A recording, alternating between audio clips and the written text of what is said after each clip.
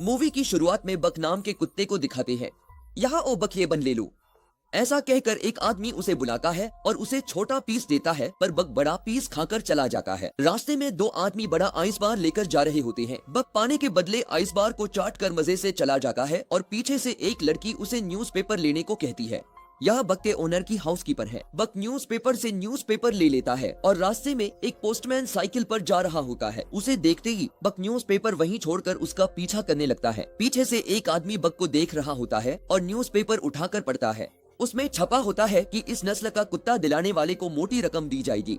यह पढ़कर वह आदमी बक को देखता है। बक पोस्टमैन का पीछा नहीं छोड़ता और कुछ दूर पर बेचारा पोस्टमैन गिर जाता है। वह हाउसकीपर से कहता है, कुत्ता संभालो मैडम, मुझे मरवाओगी क्या? वह लड़की बक से कहती है, बक तुम घर जाओ और सबको जगाओ। Good boy. बक घर में सबको जगाने की बजाय उन्हें टॉर्चर कर रहा होता है। वह बेचारों के बेड पर कूद कूद कर उन्हें हवा में उड़ा रहा होता है। वह इतनी तेज भागता है कि किचन में रखे कप भी वाइब्रेट करने लगते हैं। वहाँ के कुक्स भी बक की आवाज सुनते ही सारा खाना छुपा देते हैं और अब बक तेजी से किचन में आता है तो वहाँ खाने की कोई चीज नहीं दिखाई देती है। बेचारा बक बेबस होकर नौकरों को देखने लगता है, लेकिन वे बक को कुछ नहीं देते और उसे बाहर भगा देते हैं। बक का मालिक उसे घर के बाहर ले जाकर दरवाजा बंद कर देता है। बक खिड़की से अंदर आने के लिए फिर कूदता है, पर मालिक कहता है कि आज के दिन तुम बाहर रहोगे और खुद ही अनुशासन सीख जाओगे।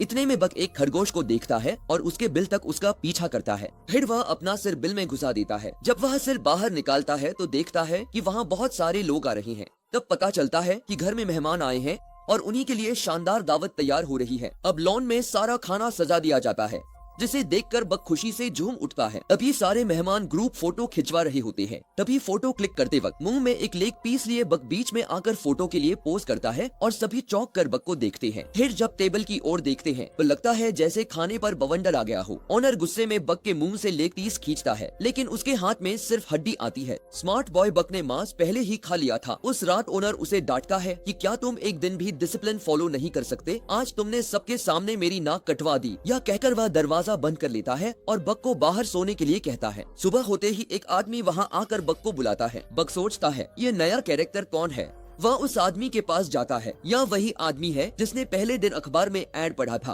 बक उसकी गाड़ी में बहुत सारा खाना देखता है और उसमें चढ़ जाता है। तभी अचानक कुछ लोग दरवाजा बंद कर देते हैं। अब वे लोग बक को ट्रेन में कहीं ले जा रहे होते हैं। बेचारा बक कंफ्यूज हो जाता है कि ये लोग उसे कहाँ ले जा रहे हैं और वह बॉक्स के छेद से बाहर देखता है। एक जगह एक आदमी उस बॉक्स को तोड़ता है। बक बाकी बॉक्स खुद ही तोड़कर बाहर आ जाता है। वह आदमी डांटता है कि ओवर एक्टिंग मत कर, सिर्फ मेरे ऑर्डर फॉलो कर। बक उस पर झपटता है, लेकिन वह छड़ी से मारता है। अब बक संभल कर खड़ा होता है। वह आदमी कहता है कि अगर मेरी बात मानोगे तो मैं नहीं मारूंगा, समझे? डर के मारे बक चुपचाप हो जाता है। फिर वह बक को खंभे से बांध देता है। बक रस्सी तोड़ता है और सबको धक्का देकर ऊपर भाग जाता है। ऊपर जाकर पता चलता है कि वह एक जहाज में है और वह जहाज अलास्का जा रहा है। अब वे बक को एक बूढ़े आदमी के हवाले करते हैं। बक को वहाँ के लोगों का पहनावा अजीब लगता है। चलते चलते वह पहली बार बर्फ पर पैर रखता है और उस पल को महसूस करता है। इतने में बर्फ गिरने लगती है और उसकी खुशी का ठिकाना नहीं रहता। कुछ दूर वह जॉन बूढ़े आदमी से टकरा जाता है। जॉन उसे देखकर चला जाता है, लेकिन उसका माउथ ऑर्गन गिर जाता है। बक उसे उठाकर जॉन का पीछा करता है। अब जॉन जहाज पर चढ़ जाता है और मुड़कर देखता है कि बक के मुंह में उसका माउथ ऑर्गन है। वह अपना माउथ ऑर्गन ले लेता है। तभी एक आदमी बक के गले में रस्सी डालकर उसे ले जाता है और बक को किसी पेट शॉप में छोड़ जाता है। तब पेरूट नाम का एक आदमी आकर बक को खरीद लेता है। फिर वह उसे लेकर एक बर्फीली जगह पर जाता है, जहाँ लोग भारी बोझ उठाकर रस्सी की मदद से पहाड़ पर चढ़ रहे होते हैं। पेरूट बक से कहता है, अगर तुम आगे जाना चाहते हो तो जा सकते हो। अब बक आगे बढ़ता है। ऊपर जाकर पता चलता है कि उस बर्फीले पहाड़ पर एक गांव है। अब पेरोट की असिस्टेंट फ्रैंकविस को दिखाया जाता है। वो पेरोट से पूछती है, मैंने 2 कुत्ते मांगे थे, आप एक ही लेकर आए हैं। पेरोट कहता है कि एक ही 2 के बराबर है। ट्रैंक्वेस बक को देखती है और उसे दूसरे कुत्तों से मिलवाती है, जिनमें से एक हस्की नस्ल का कुत्ता है। उसे देखकर वह कहती है कि यह स्पिट्ज है और आज से यही तुम्हारा बॉस है। फिर वे कुत्तों को एक गाड़ी से बांध देते हैं और कुत्ते तेज दौड़ने लगते हैं। बक काम में नया होने के कारण पहले डगमगाता है और जब सारे कुत्ते एक और भाग रहे होते हैं, बक किसी दूसरी दिशा में भाग रहा होता है। कुछ दूर जाकर गाड़ी उलटकर गिर जाती है। अगले दिन फिर से उसी तरह कुत्तों को बांधा जाता है और वे कुचपा डिलीवर करते हैं। रात को जब सारे कुत्ते मछली खा रहे होते हैं, तब स्पीर्स बिल्कुल एक बॉस की तरह दूसरे कुत्ते की मछली छीनकर खाने लगता है। यह देखकर बक उस बेचारे को अपनी मछली दे देता है। उसकी रहमदिली देखकर बाकी कुत्तों के दिल में बिग बी का गाना बजने लगता है, तेरे जैसा यार कहाँ। 0-0 से याराना यह प्ले हो रहा होता है। अब अगले दिन वहाँ का तालाब जम जाता है।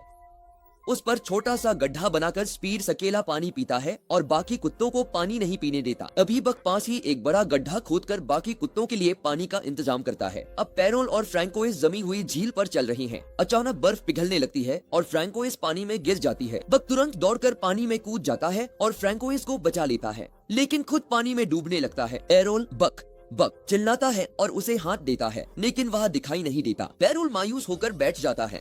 अभी कोई उसे एक छड़ी पकड़ाता है। वह उस छड़ी से बर्फ को तोड़ते हुए मुड़कर देखता है तो वहाँ बक खड़ा होता है। पैरोल खुशी से उसे गले लगा लेता है। स्पीड्स यह सब दूर से देख रहा होता है और अब उसे बक के नाम से चिढ़ होने लगती है। अगले सीन में बक एक खरगोश को पकड़ता है और उसे बिना कुछ किए छोड़ देता है। अब स्पीड्स उस खरगोश का पीछा करके उसे मार डालता है। फिर वह आकर बक को देखता है। उसकी आंखों में साफ नजर आता है कि यहाँ एक ही गुंडा है और वह गुंडा मैं हूँ। वह कहता है, पहले तुम कुत्तों के फेवरेट बने और अब मालिक के फेवरेट भी बन गए। मेरी जगह लेना चाहते हो तो मुझसे मुकाबला करो। फिर वह दौड़कर बक पर हमला करता है और उसे जमीन पर पटक देता है। फिर वह बाकी कुत्तों की तरफ देखकर अपनी नजरों से कहता है, देखा, हमेशा मैं ही बॉस रहूंगा। बाकी कुत्ते डर के मारे जड़ हो जाते हैं। अब बक उठकर स्पीड को घूरता है। स्पीड फिर से उसे अटैक करने के लिए बढ़ता है, लेकिन इस बार बग उसे उठाकर किले से नीचे जमीन पर पटक देता है। स्पीड डर जाता है और इस तरह बग उनका नया डॉन बन जाता है। अगले दिन पैरोल गाड़ी तैयार करता है और स्पीड को ढूंढता है, पर वह नहीं मिलता। पैरोल दूसरे कुत्ते को उसकी जगह बांधता है, लेकिन वह कुत्ता नखरे दिखाने लगता है।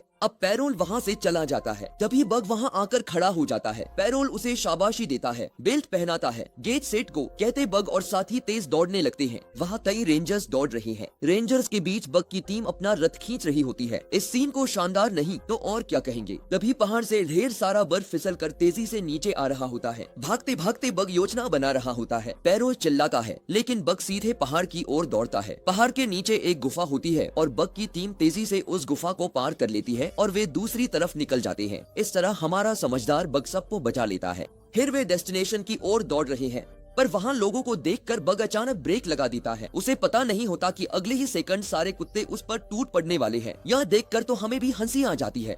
तभी पैरोल बग को बताता है कि हम सिर्फ लेटर्स डिलीवर नहीं करते, बल्कि उनमें कई लोगों का दुख सुख प्यार जैसे कई इमोशंस का पैकेज डिलीवर करते हैं, और यह हमारा काम नहीं बल्कि हमारी जिम्मेदारी है। अगले दिन वहाँ जॉन को देखकर बग फिर अचानक रुक जाता है और उसके साथी भी रुक जाते हैं, पर झटके की वजह से पैरोल गिर जाता है और पूछता है, यार बग, तू हमेशा अचानक ब्रेक क्यों मारता है? इतने में जॉन एक लेटर देकर कहता है, सॉरी मैं लेट पहुंचा, पर यह खत मेरी बीवी को दे दीजिए। बग वह खत पैरोल को दे देता है और अब गाड़ी आगे बढ़ती है। एक दिन पैरोल को खत मिलता है कि डिलीवरी सर्विस बंद हो गई है और आगे से तुम्हें काम नहीं मिलेगा। वह यह बात बग से शेयर करता है और कहता है कि अब टेलीग्राम नाम की सर्विस आने वाली है और आगे से तुम्हें ही अपने साथियों का ध्यान रखना होगा। यह कहकर पैरोल और फ्रैंकोइस उदास होकर चले जाते हैं। बग और उसके साथी भी उदास हो जाते हैं। फिर वहाँ हल नाम का आदमी आकर सबको अपनी गाड़ी से बांध देता है और गाड़ी में बहुत भारी चीज रख लेता है। बग की टीम से बिल्कुल भी खिंचा नहीं जाता। हल बग को छड़ी से मारने वाला होता है कि इतने में जॉन आकर वहाँ खड़ा होता है और बग को सहलाता है। फिर वह देखता है कि गाड़ी गड्ढे में फंसी हुई है और कहता है कि यह देखे बिना ही तुम बेचारे को मारने चले थे। यह कहकर वह गाड़ी को रिलीज करता है। फिर बग की टीम गाड़ी को खींचकर लेकर जाती है। कुछ दूर पर वे पहाड़ पर चढ़ रहे होते हैं, पर बग की टीम भारी वजन उठा पाती। सभी कुत्ते थक जाते हैं। बेचारे सिगरेट नीचे गिरते हैं। तब हल उन्हें बेरहमी से मारता है, लेकिन उनसे उठा नहीं जाता। फिर वह बग को शूट करने वाला होता है। इतने में जॉन वहाँ पहुँच जाता है और गुस्से में उसे धक्का दे देता है। फिर वह गन दिखाकर उसे डराता है। हल कहता है, ठीक है, तुम बग को ले जाओ, पर बाकी कुत्तों को हाथ मत लगाना।